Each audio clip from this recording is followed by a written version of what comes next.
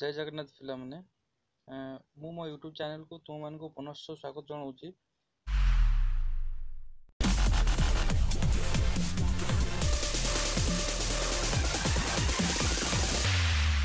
ବହୁତ ଦିନର ଅପେକ୍ଷାର କାଲି ଅନ୍ତ ଘଟିବ ବା ଆସନ୍ତାକାଲି ବୋର୍ଡ ଡିକ୍ଲାର କରିଛି କି ତାଙ୍କ ରେଜଲ୍ଟ ବା ତାଙ୍କ କ୍ଲାସ୍ 10ର ରେଜଲ୍ଟ ପ୍ରକାଶ ପାଇବ ବୋଲି।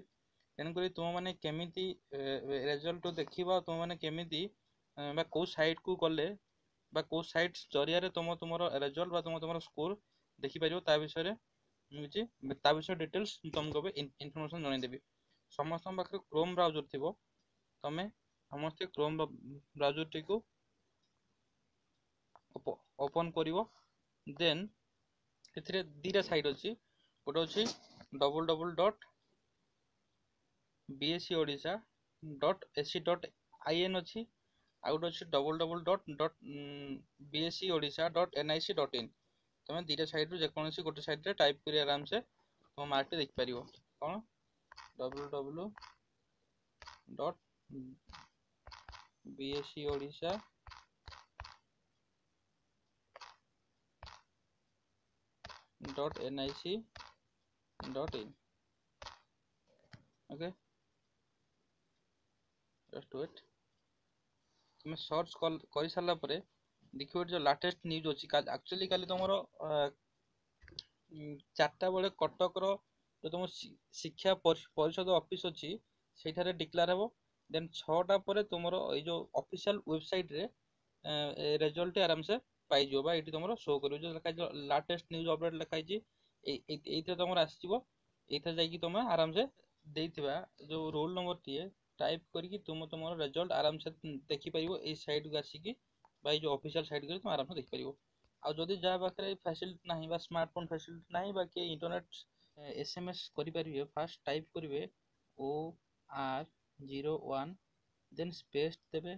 स्पेस दे सारा पर निज रोल नंबर टाइप करेंगे। रोल नंबर टाइप कर सारा पर नंबर अच्छी 56766750 को आप सेंड करदे। आउ थे नंबर टी कहीदे मुझे 56766750 यही नंबर तुम आराम से एसएमएस कर। ओके, एसएमएस कर सारा पर किसी समय पर आपण पाक जो नंबर आप एसएमएस करेंगे से नंबर को गोटे एसएमएस थ्रो रे ही से तुम मान रिजल्ट से पठेदेवे। ओके, जो मैंने तुम रिजल्ट तुम मार्क तुम साटिस्फाई नुह, तुम चाहूँ कि किसी रिजल्ट आउ टे भल होता चाहूच से जो कोविड जब भल माने सिचुएसन ठीक हो तुम ऑफलाइन रे एग्जाम देवाई गोटे से ऑफलाइन एग्जाम करेंगे। ओके, आशा तुमको मुझे दुईटी वेबसाइट कहली से दुईटी वेबसाइट एवं जो नंबर को डायल कले तुम जो नंबर को एसएमएस पठेले तुम रिजल्ट जापर से दुईटी वेबसाइट आउ से नंबर टी मोर यूट्यूब चैनल डिस्क्रिप्शन बॉक्स रे मुझे तुमको दे दूसरी, तुम मैंने आराम से सही लिंक रे क्लिक करके रिजल्ट जापर।